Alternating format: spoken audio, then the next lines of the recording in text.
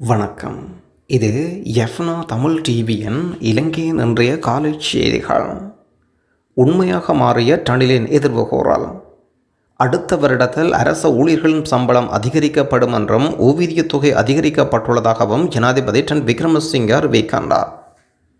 இன்று நாட்டு பொருளாதார முயற்சி தேவைப்படுகின்றதாகவும் எவ்வாறு கசப்பாக இருந்தாலும் மக்களுக்கு உண்மையை சொல்ல வேண்டாம் என்பதே எமது கொள்கை. 2020ஆம் ஆண்டு தேர்தல் காலத்தில் முன்கூட்டியே உண்மையை சொல்லியிருக்கின்றோம்.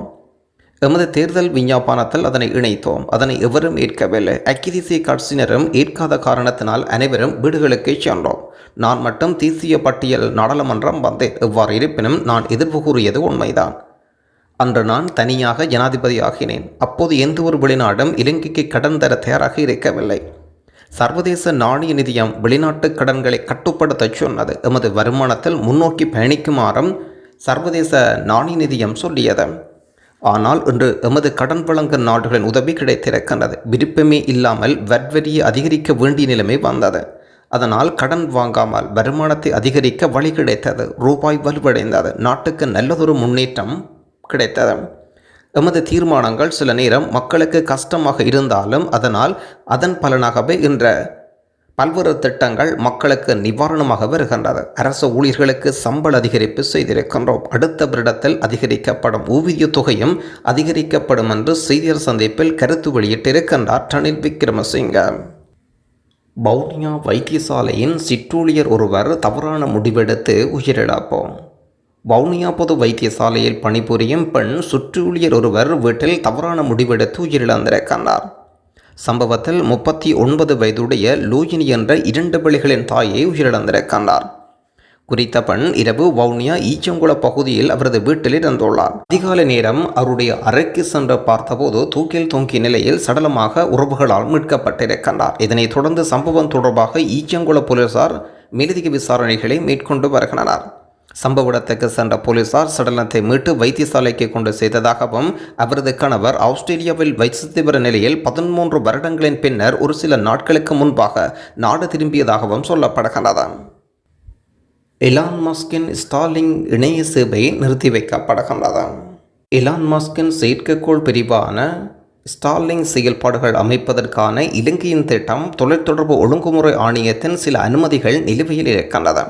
ஜனாதிபதி தேர்தல் முடியும் வரை நிறுத்தி வைக்கப்படுகின்றது. இலங்கையில் செயற்கைக்கோள் அடிப்படையில் இணைய சேவைகள் வழங்குவதற்கு ஸ்டார்லிங் தொலைத்தொடர்பு ஒழுங்குமுறை ஆணையம் பூர்வாங்க அனுமதி வழங்கியிருக்கின்றனர்.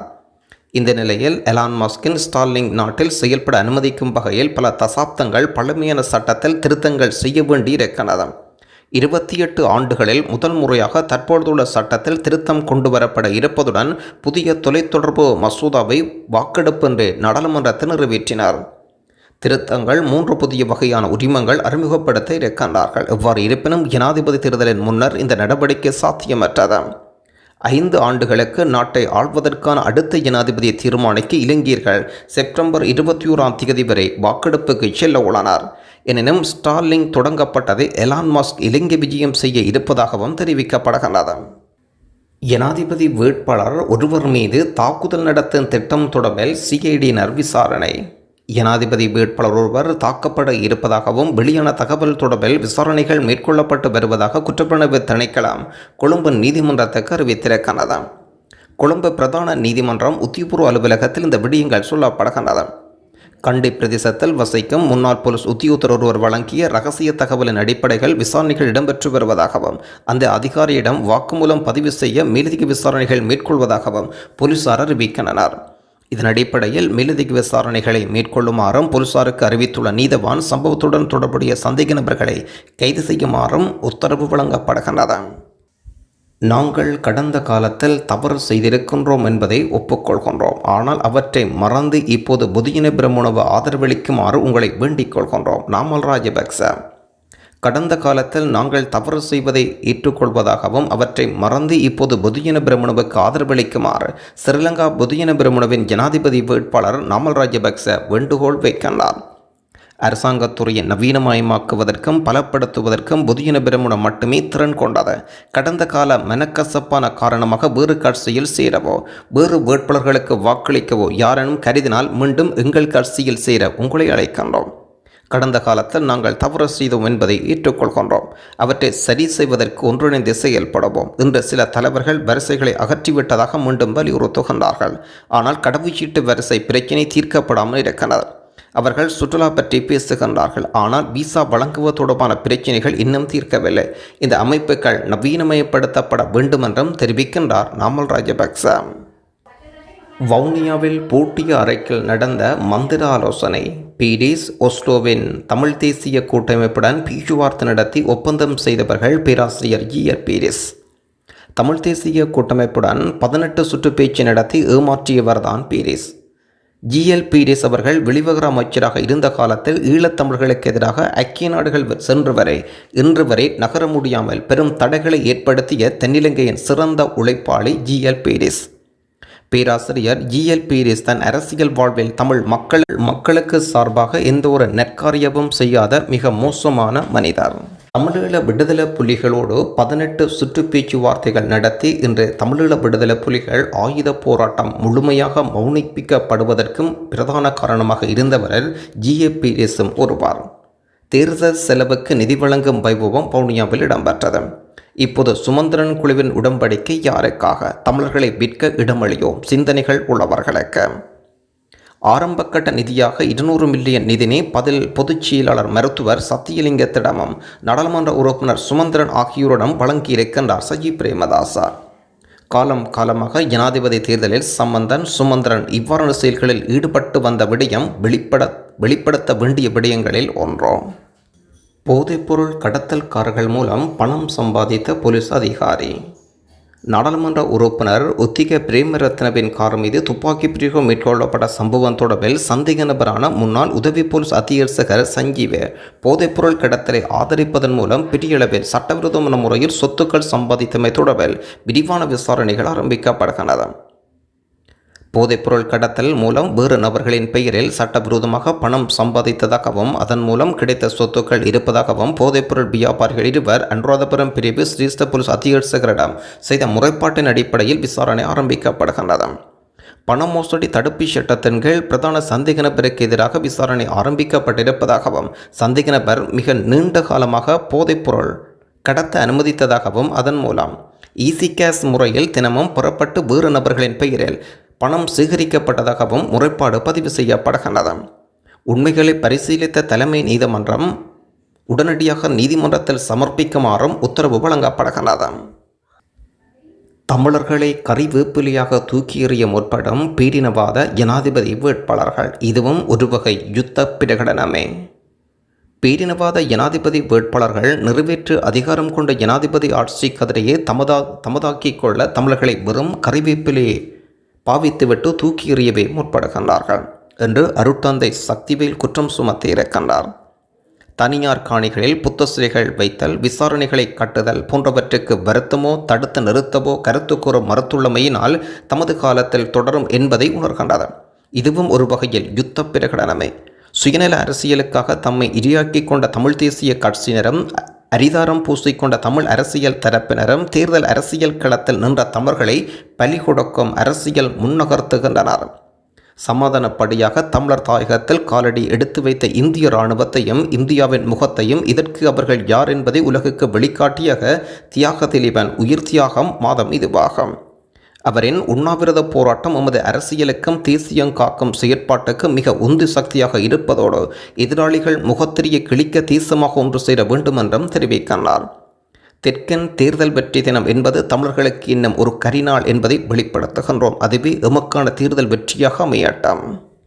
யாழ்ப்பாண நகரில் ஜனாதிபதிக்கு ஆதரவாக விஜயகலா மகேஸ்வரன் பிரச்சாரம், துண்டு பிரசுரங்களும் விநியோகம். சுயாதீன வேட்பாளர் ஜனாதிபதி ரணில் விக்ரமசிங்கவுக்கு ஆதரவு தெரிவித்து யாழ்ப்பாணம் திருநெல்வேலி சந்தை பகுதியில் முன்னாள் ராஜாங்க அமைச்சர் விஜயகலா மகேஸ்வரன் தேர்தல் பிரச்சார நடவடிக்கைகளை முன்னெடுக்கின்றார்.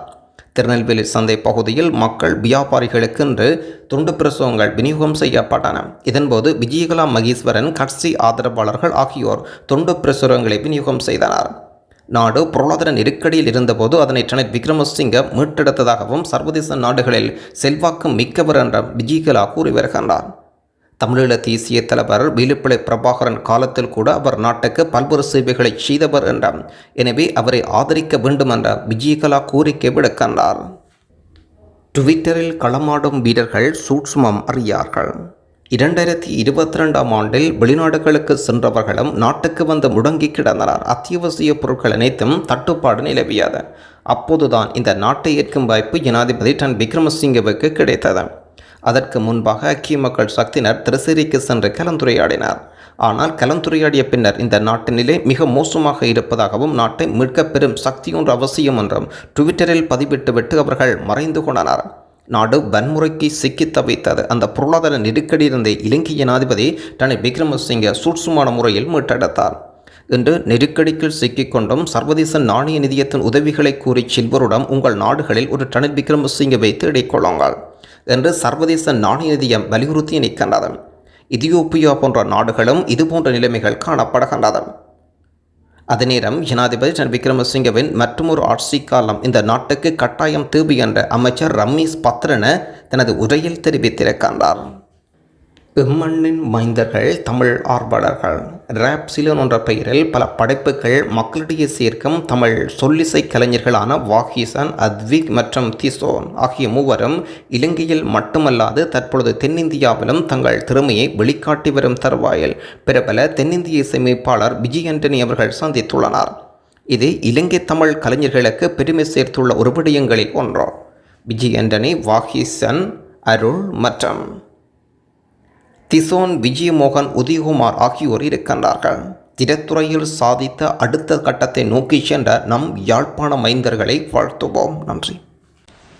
நாட்டில் வருகின்ற 21ஆம் தேதி நாட்டினுடைய அரச தலைவரை தெரிவு செய்கின்ற ஒரு ஜனநாயக தேர்தல் ஒன்று நடைபெற இருக்கின்ற காரணத்தினால் எங்களுடைய மக்கள் சார்பாக ஒரு சில கருத்துக்களை நான் இங்கே பதிவு செய்ய விரும்புகின்றேன். குறிப்பாக இன்றும் சரி, பல்வேறு சந்தர்ப்பங்களிலும் சரி, பல அரசியல்வாதிகளுடைய கருத்து தமிழ் விடுதலை புலிகளுடைய போராட்டம் காரணமாக இந்த நாடு பாதாளத்துக்கு தள்ளப்பட்டது என்ற ஒரு கருத்தை தொடர்ச்சியாக ஒரு சில அரசியல்வாதிகள் கூறி வருகிறார்கள். தமிழ் இளைஞர்கள் தமிழீழ விடுதலை புலிகளாக உருவாக்கப்பட்டு ஆயுதம் ஏந்தி போராட வேண்டிய ஒரு சூழ்நிலை உருவானதன் பிரதானமான காரணம் SWRD பண்டாரநாயக்கா தனி சிங்கள சட்டத்தை இலங்கையில் நடைமுறைப்படுத்தியதும் அதன் பிற்பாடு தமிழர்கள் மீது கட்டவிழ்த்தப்பட்ட காடையர்களுடைய தாக்குதலும் தான் தமிழ் விடுதலை புலிகள் உருவாவதற்கு மிக பிரதானமான காரணமாக இருந்தது. இந்த தமிழ் விடுதலை புலிகளால் நாடு நாசமாகி என்று கூறுகின்ற அரசியல்வாதிகள் ஏன் SWRD பண்டாரநாயக்கா இந்த தனி சிங்கள சட்டத்தை உருவாக்கியதன் மூலம்தான் இந்த இனக்கலவரம் ஏற்பட்டது, அதன் தொடர்ச்சியாக இளைஞர்கள் போராடி ஆயுதமேந்தி போராட்டம் உருவாக்கப்பட்டது. வடக்கு கிழக்கில் மக்கள் ஆதரவுடன் தான் தமிழ் விடுதலை புலிகளோட போராட்டம் நடைபெற்றது. ஏன் இந்த அரசியல்வாதிகள் உருவாகியவர்களை விட உருவாக்க வைத்தவர்களை ஏன் கூற மறுக்கிறார்கள் என்றால், நாட்டில் இனவாத கருத்துக்கள் தொடர்ச்சியாக இருக்கிறது.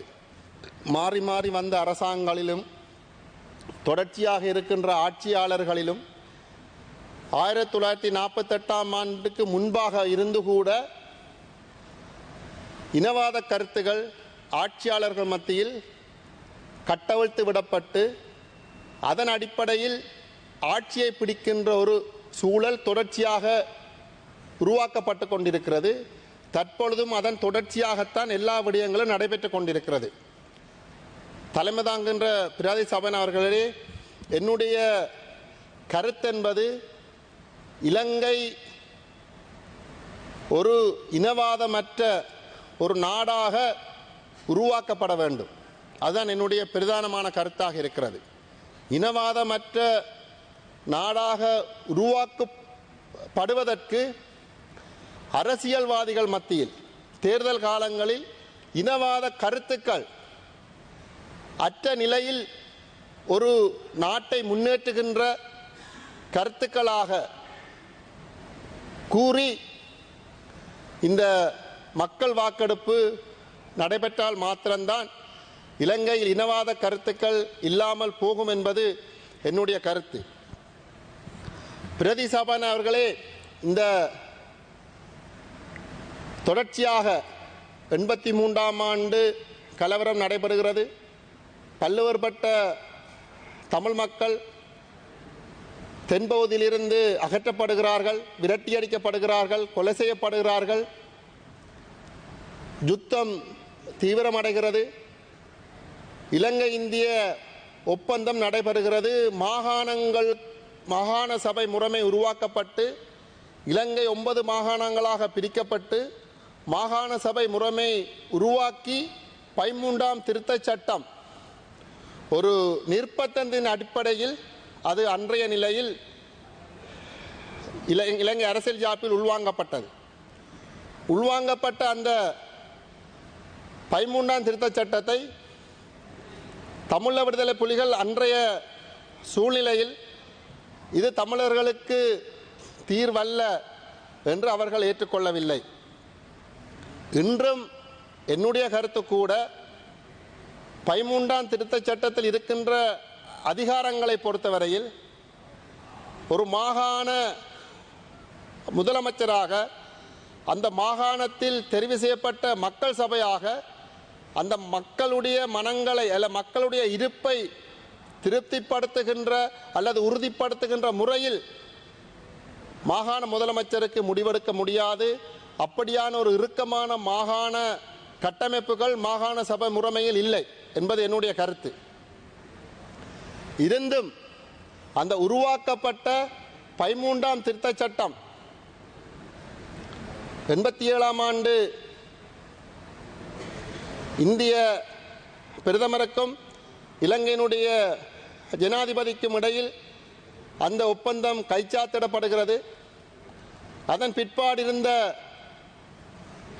ஜனாதிபதி ரணசிங்க பிரேமதாஸ் அவர்களால் அந்த ஒப்பந்தத்தில் இருக்கின்ற அதிகாரங்கள் பறிக்கப்படுகிறது. பிற்பாடு மஹிந்த ராஜபக்ச அவர்களால் திவினகும என்ற சட்டத்தின் மூலம் மாகாணங்கள் முற்றுமுழுதாக மாகாணத்துக்குரிய அதிகாரங்கள் முற்றுமுழுதாக மத்திய அரசாங்கத்தின் கட்டுப்பாட்டில் வருகிறது.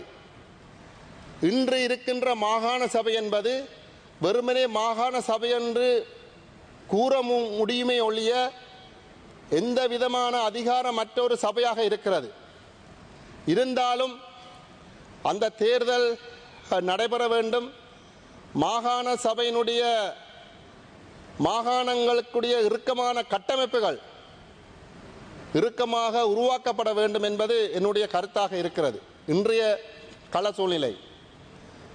இதன் பிற்பாடு நான் அதை ஒரு புறம் வைத்துக்கொண்டு 2009ஆம் ஆண்டு யுத்தம் முடிவுற்றது. யுத்தம் பல்வேறு நாடுகளுடைய ஆதரவுடன் அப்போது இந்த அரசாங்கம் யுத்தத்தை முடிவுக்கு கொண்டு வந்தது. ஆனால் ஏன் அவர்கள் ஆயுதமேந்தி போராடினார்கள் என்ற அந்த சிந்தனையில் யுத்தம் முடிந்து 15 வருடங்கள் முடிந்தும் இன்றும் தமிழ் மக்களுக்கு இன ரீதியான நல்லிணக்க அடிப்படையில் எந்த விதமான முயற்சிகளும் எந்த ஆட்சியாளர்களும் அல்லது எந்த தேசிய கட்சிகளும் செய்யவில்லை என்பது என்னுடைய கருத்தாக நான் இங்கே பதிவு செய்ய விரும்புகின்றேன். அப்படி இருக்கின்ற போது 2009ஆம் ஆண்டுக்கு பிற்பாடு கிழக்கு மாகாணத்திலும் வடக்கில் வவுனியா முல்லைத்தீவு மாவட்டங்களிலும் அதிகமான சிங்கள மக்களை அங்கு வந்து மகாவலி அதிகார சபையினூடாக குடியேற்றினார்கள்.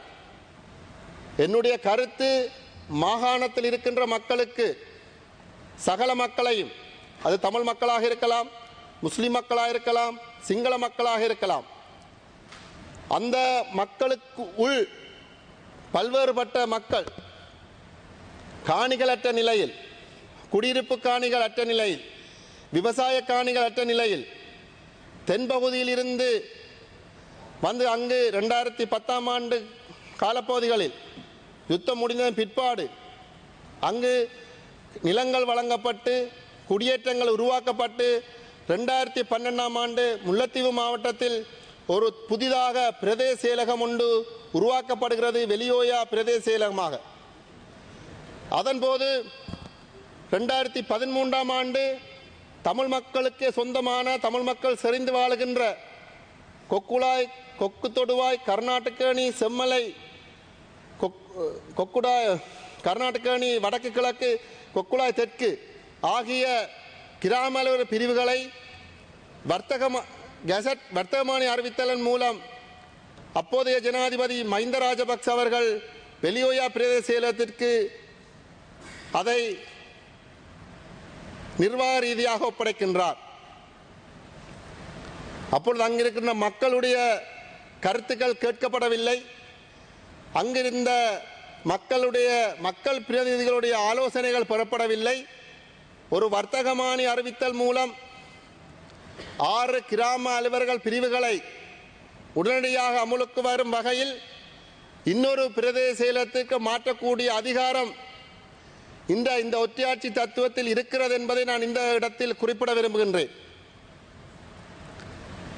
இன்று அந்த பிரதேசத்தில் 1960-70ஆம் ஆண்டு காலங்களில் பிரதேச செயலகங்களினால் அப்போது படித்த வாலிபர் திட்டம், பல்வேறு விவசாய திட்டங்கள் ஊடாக 5 ஏக்கர் காணிகள், 3 ஏக்கர் காணிகள் வழங்கப்பட்டு இன்று அந்த காணிகள் எல்லாம் 1988ஆம் ஆண்டு மகாவலி அதிகார சபையினுடைய வர்த்தமானி அறிவித்தல் மூலம் மகாவலிக்கு ஒப்படைக்கப்பட்டு தமிழ் மக்களுடைய காணிகள் பறிக்கப்பட்டு தென்பகுதியில் இருந்த சிங்கள மக்கள் அங்கு குடியேற்றப்பட்டிருக்கிறார்கள். யுத்தத்திற்கு முன்பு ஒரு சில இடங்களில் சிங்கள மக்கள் இருந்தார்கள். அவர்களுக்கு காணி வழங்குவதிலோ அல்லது அவர்களுடைய பிள்ளைகளுக்கு காணி வழங்குவதிலோ எனக்கு எந்த விதமான எதிர்மறையான கருத்துக்களும் இல்லை. அதை நான் இந்த இடத்தில் குறிப்பிட விரும்புகின்றேன். ஆனால் அந்த மாவட்டத்தில், அந்த மாகாணத்தில் மக்கள் குடியிருக்க நிலமில்லாமல் இருக்கின்ற போது பல்வேறுபட்ட ஆட்சியாளர்களுக்காக, உழைத்தவர்களுக்காக அங்கு 25 ஏக்கர், 10 ஏக்கர் போன்ற காணிகள் பிரிக்கப்பட்டு வழங்கப்பட்டு இன்று அதற்கு அரசாங்கத்தினுடைய செலவில் யானை வேலிகள் அமைக்கப்பட்டு இன்று அங்கு தென்னம்பிள்ளைகள் நட்டப்பட்டு அவர்களுடைய பராமரிப்பில் இருக்கிறது. என்னுடைய மனவேதனை தமிழர்களுடைய பூர்வீக நிலங்களில் அவருடைய நிலங்கள் பறிக்கப்பட்டு